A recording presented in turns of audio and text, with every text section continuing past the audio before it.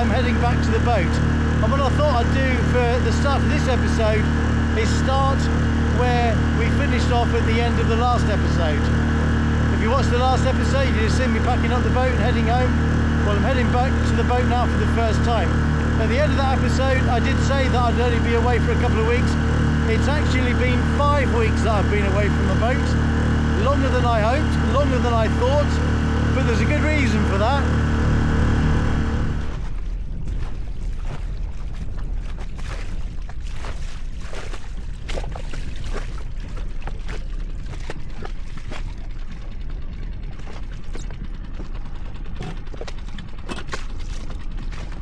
Well, she's still floating. It's always a good sign after all this time.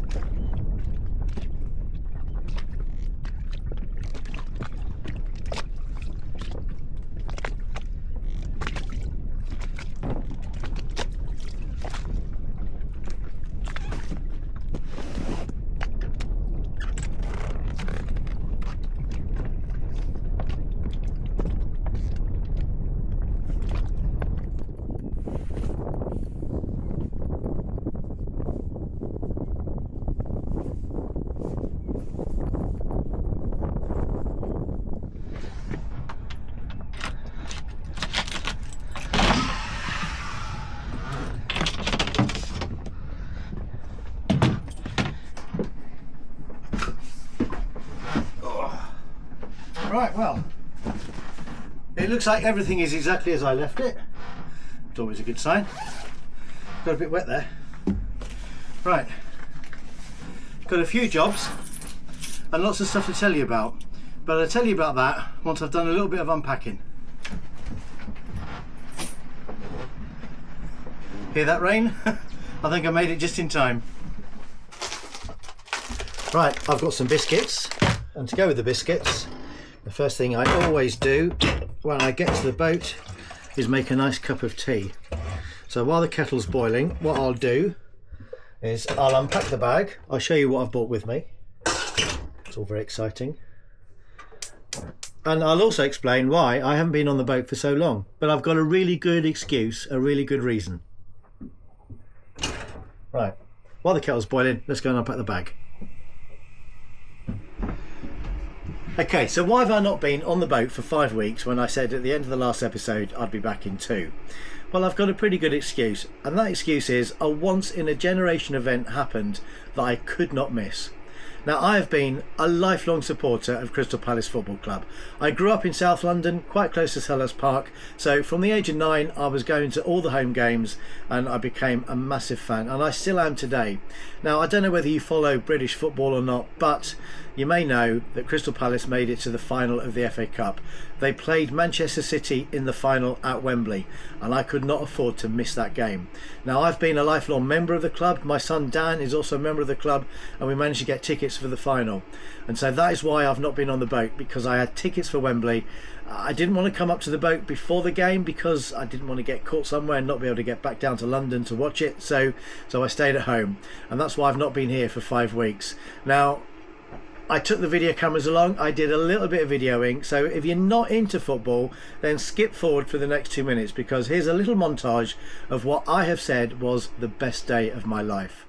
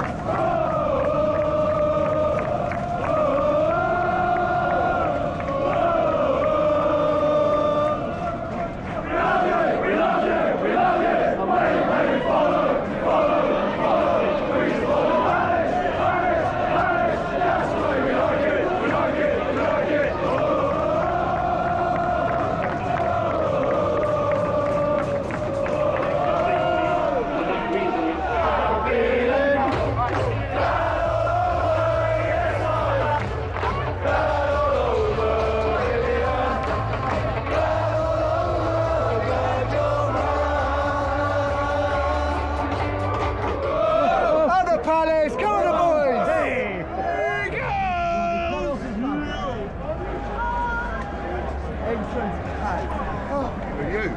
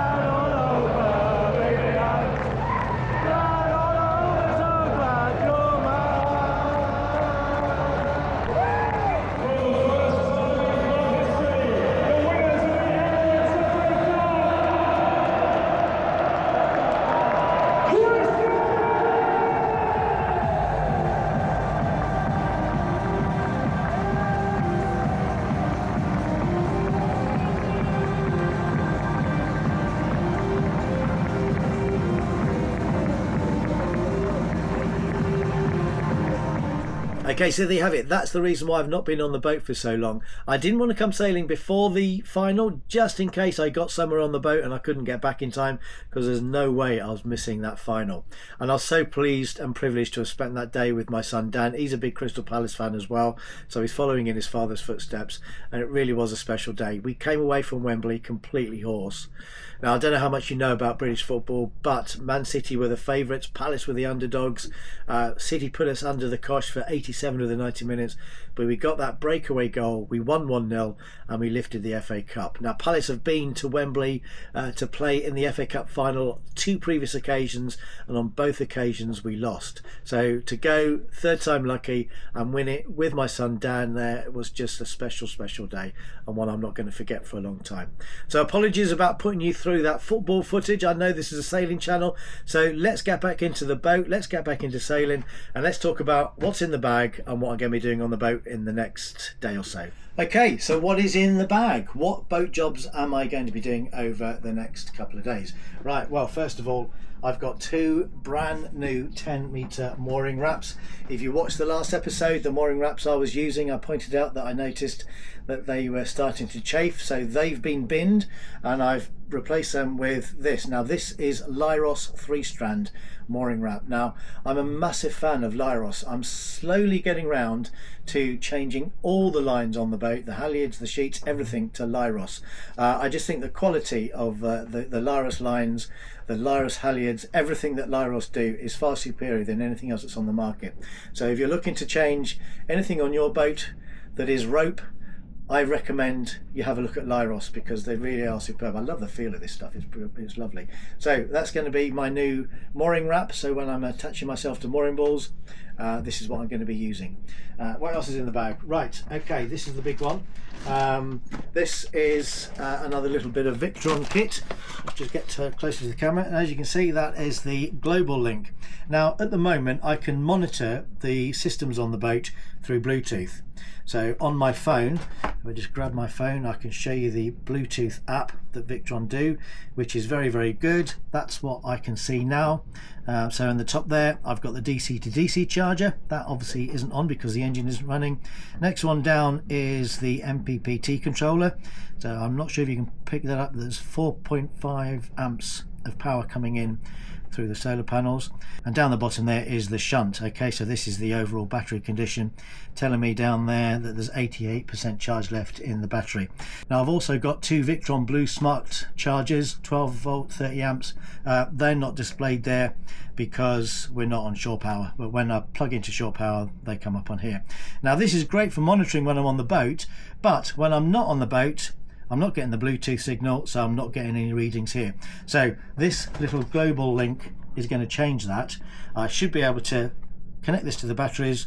I've got some connections to run between the shunt and the MPPT controller, and what I should be able to do is monitor the state of the boat's battery when I'm hundreds of miles away. So I'm going to be setting that up in just a couple of minutes from now. That's my main job for the day. What else was in the bag? Just two more little things. Again, Lyros. I've got some soft shackles here. Now I'm going to, next time I come, I'm going to order some new sheets for the Genoa, and I'm going to connect those sheets to the sail with these soft shackles. These are lovely. Again, these are Lyros, absolutely superb quality.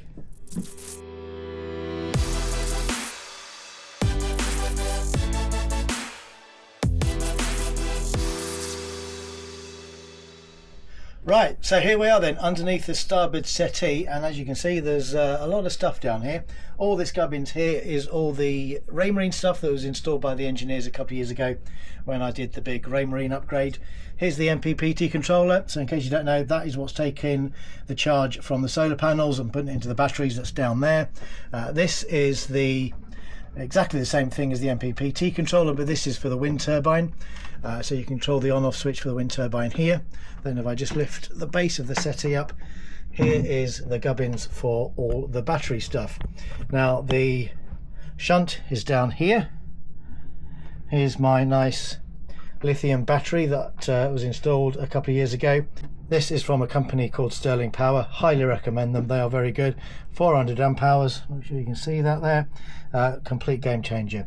So I think what I'm going to do is I'm going to install this little global link device. I'm going to probably put him there, nice little space there for it, and I need to read the instructions, but I think this will now Bluetooth to the MPPT controller, and it'll Bluetooth to the shunt, and then I should be able to get a reading of what the batteries are doing from anywhere in the world.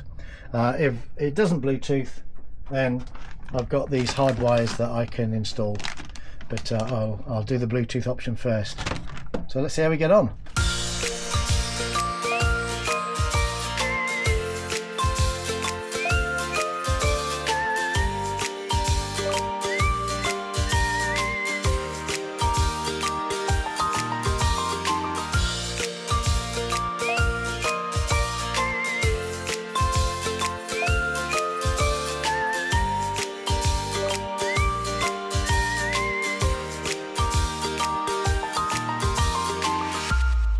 So that's the power connected. Let's plug it in and we'll see if it does Bluetooth, or do we need to run the wires. Right, okay, so it's got a blue flashing light on it. That means it's connecting to the VRM portal, which is a good sign. Wait for that to go green and I'm sure we'll find it on our phone. I've already set up the VRM portal on my phone. Did that before I came to the boat, so it's just a question of waiting for that to do its thing, and then we should be cooking on gas. Okay, so it seems to be working. Very difficult for me to show you this, but this is what I can see online. Not a lot of data here at the moment because I've only just turned it on, obviously, but so far today we've had 2 watts of solar. It's not bad, very cloudy out there, and it's showing me that the battery state is 87.6. So there you go. So I'm quite happy with that. That's online at the moment. I've not worked out yet how to show it on my Victron app. I'm sure it'll come up there, so I'll have a little play around with that in a bit. Still saying no devices found. So all I'm going to do now is just attach it to the side there, and that little job is done.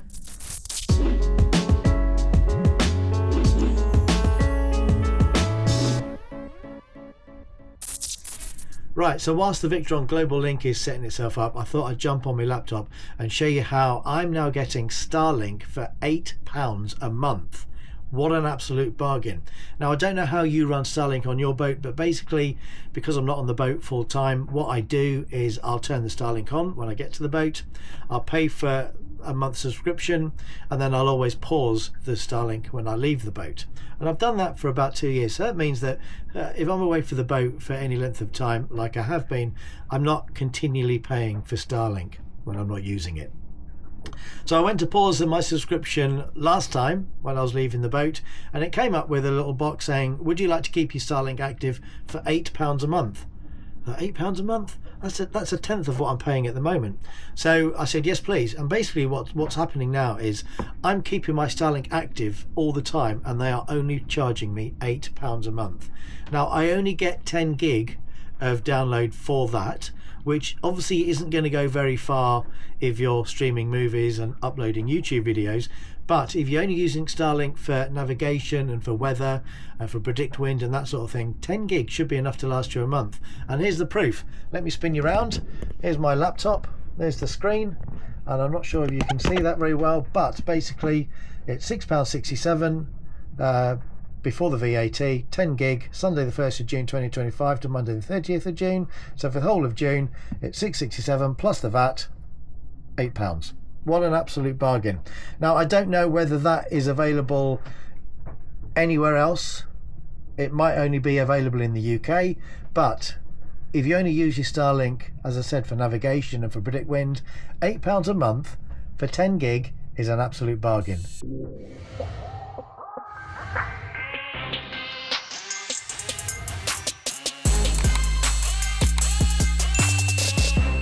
Right, okay, so I think that's all the jobs done that I wanted to get done. The Victron Global Link is working online. I can see all of my battery data. I just can't see it on the app. That's going to take a little bit more playing around with, but I'll do that another time. One thing I forgot to mention before, I bought a load of these. You may have seen these in the last episode. These are the little fender mates that I highlighted. Well, since I made that video and since that video went public, the company that make these little fender mates, they got in touch with me and they sent me a load more stuff. So hello to everybody at Marine Innovations. Thank you for sending me some more fender mates with the addition of one of these little things. Now this is called a toggle, and what you do is you put the line through the hole and you can toggle the line up and down. A lot of people in the comments when they saw when I was demonstrating these in the last episode said, well, that's fine, but how do you adjust the height of the fender? Well, that's what you use one of these for. So I'll play around with this next time I'm on the boat. I am shooting off now because there's no sailing in this episode. I forgot to mention that earlier on, and the reason why there's no sailing is because this was a flying visit, because I'm going to be joining Gary on a bit of a sailing adventure, and that adventure is going to happen in the next week to 10 days depending on the weather. At the moment Gary's boat is still at Conway Marina, but he's heading down to La Coruña in northern Spain, and I'm going to be joining him. I'm not joining him from Conway. He's got some other friends doing that with him, but what I am going to be doing is jumping on a train, going down to the south coast, and I'm going to meet him in Lymington, and then we are heading to Brest, and then from Brest we're crossing Biscay down to La Coruña. So that is going to be the next video. Now, I don't know how long that trip is going to take because of the weather, so I think there is going to be a little delay between this video going out and the next one. I do try and publish a new video every 2 weeks. I don't think I'm going to be able to do that this time round. For the last 2 years I've pretty much managed to schedule a new video every 2 weeks, but by the time we get down there, by the time we fly back and I do all the editing, I think that's going to be more than 2 weeks from the release of this video. So you'll have to excuse me on that one, but After this, the next video you'll see will be me and Gary with some other friends crossing the Bay of Biscay. Really looking forward to that, can't wait. I've been to La Coruña before, you may have seen the earlier episodes with that, but looking forward to do it on Lottie, on Gary's lovely yacht. So look out for that. That's going to be the next video. That just about does it for today. Sorry again, there was no sailing in this episode. This literally was a flying visit to install that remote monitor, to pick up some stuff that I need to take for the Biscay crossing, and really just to check the boat over, because it's been such a long time since my last visit, and I'm afraid it's going to be probably another 5 or 6 weeks till I'm back here again. But look out for those videos. They're coming up very soon. I will get the Biscay crossing video out as soon as I possibly can.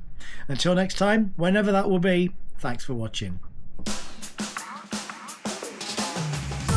And that just about does it for Dave for today. If you're still here watching at the end, then you must have enjoyed this episode, so please remember to hit the like button and consider subscribing. You'll be doing us a big favour by helping us reach more viewers, as the more likes and subscriptions we get, the more likely YouTube is to recommend us to people who may not have found us yet. And if you've got any comments or questions, please put them in the box below. Finally, if you'd like real-time updates, ad-free episodes and exclusive behind-the-scenes content, then head over to Patreon and join the Sailing Madness Patreon crew. Click the link in the description below for more details. Until next time, thanks for watching. Oh, and if you've not seen them yet, don't forget to check out some of our previous episodes.